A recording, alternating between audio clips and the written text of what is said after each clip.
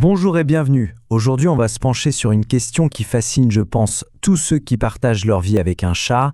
Que se passe-t-il vraiment derrière ce regard si énigmatique ? On a tous connu ce moment, n'est-ce pas? Ce regard intense, presque déroutant, où on a l'impression qu'il voit clair en nous. Eh bien, ce qui se cache derrière ce regard pourrait bien changer complètement votre façon de voir la relation que vous avez avec lui. Allez, on plonge dans le vif du sujet. Ce regard, ce n'est pas juste un regard. En fait, c'est notre porte d'entrée pour comprendre une perception du monde qui est radicalement différente de la nôtre. On a tendance à penser qu'il nous voit comme une source de nourriture, un maître. Mais la réalité est tellement plus complexe et beaucoup plus fascinante. L'image qu'il se fait de nous est à des années-lumière de celle que l'on se fait de nous-mêmes. Pour saisir comment ils nous voient, il faut d'abord comprendre comment eux, ils voient le monde. Et je vous préviens, leur univers sensoriel n'a presque rien à voir avec le nôtre. Alors imaginez un peu.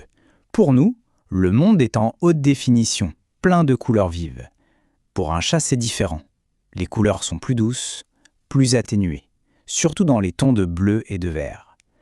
Les détails très fins, ce n'est pas ce qui compte le plus. Par contre, là où ils sont de vrais super-héros, c'est la nuit. Leur vision nocturne est phénoménale. Le moindre mouvement dans la pénombre, ils le captent instantanément. Leur réalité, c'est un monde de mouvements et de silhouettes, bien plus que de détails colorés. Et donc le point crucial, il est là. Un chat ne nous reconnaît pas principalement grâce à notre visage. Des études, notamment celles publiées dans la revue Animal Cognition, le confirment. Pour lui, notre identité est un cocktail de sensations bien plus puissantes. C'est notre odeur, unique. C'est l'intonation de notre voix. C'est même le rythme de nos pas sur le sol ou le bruit des clés dans la porte. Tout ça, pour lui, c'est une signature bien plus fiable qu'une simple image. Les chats, ils ont leur propre code social. Un héritage de leurs ancêtres qui étaient plutôt solitaires. Et ce qui est incroyable, c'est qu'ils nous incluent dans ce code. Ils nous appliquent les mêmes règles qu'à leurs congénères. Ça, c'est un des signaux les plus clairs qu'ils puissent nous envoyer. Le clignement lent des yeux, ce n'est pas du tout anodin. C'est un véritable message. C'est sa façon de dire « je suis détendu avec toi, je te fais entièrement confiance ». C'est un vrai signe d'affection. Il y a plein d'autres gestes qui nous intègrent directement dans leur cercle de confiance. Quand un chat se frotte contre nous, il dépose son odeur. Il nous marque comme faisant partie de son groupe. Les petits coups de tête, c'est pareil, c'est une marque d'affection immense, réservée à ses proches. Et le fait de nous suivre partout, c'est une façon de maintenir ce lien social. Bon, maintenant qu'on a posé les bases, on arrive au cœur du sujet. Comment est-ce qu'ils nous classent dans leur tête ? Les experts ont principalement deux grandes théories là-dessus. C'est la question à 1 million. Est-ce qu'on est juste des humains, une catégorie à part, un peu bizarre, ou est-ce que leur cerveau nous range dans une case qui leur est bien plus familière? Alors la première théorie est assez directe. Pour un chat, la différence d'espèce ne serait pas si importante. En gros, on serait juste un autre chat. Un très grand chat, certes, un peu empoté et sans fourrure, mais un chat quand même. Il interagit avec nous en utilisant les mêmes codes qu'avec un autre félin. La seconde hypothèse, elle, est encore plus profonde et peut-être plus touchante. Elle suggère que notre rôle de soignant active chez le chat un instinct fondamental, celui qui le lie à sa mère. Cette citation du docteur Christine Vital, elle résume tout. Pensez-y, le pétrissage, ce petit massage avec les pattes, c'est un réflexe de chaton pour stimuler la lactation de sa mère. Et les miaulements. Les chats adultes miaulent très peu entre eux.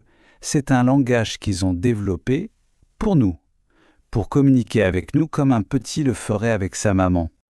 Mais cette relation n'est pas uniquement basée sur l'instinct. On va maintenant s'intéresser au monde intérieur des chats, qui est bien plus riche qu'on ne l'imagine.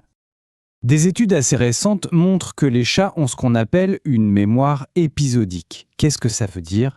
Ça signifie qu'ils ne se souviennent pas seulement de qui on est, mais aussi de moments précis, bons ou mauvais, qu'on a partagés et des émotions qu'ils ont ressenties à ce moment-là.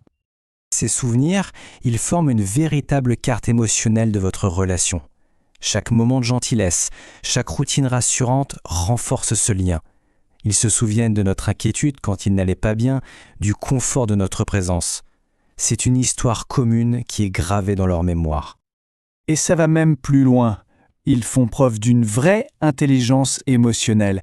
Ils ne sont pas du tout indifférents à nos états d'âme. Cette étude japonaise a montré qu'ils sentent quand on est triste ou stressé et qu'ils peuvent adapter leur comportement, venir chercher plus de contact, comme pour nous réconforter. Alors, que retenir de tout ça? Eh bien que la relation qu'on a avec notre chat doit peut-être être redéfinie. Le mot propriétaire, il sonne un peu faux, non?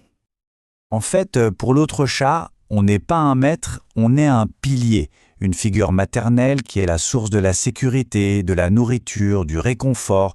On est le centre stable de son univers. C'est un lien d'attachement qui va bien au-delà de la simple cohabitation. C'est un véritable lien de famille. Alors, la prochaine fois que ces deux yeux se poseront sur vous, souvenez-vous de tout ça. Ce n'est pas un simple regard. C'est le reflet d'une histoire commune, d'une confiance immense et d'un lien aussi profond qu'inconditionnel.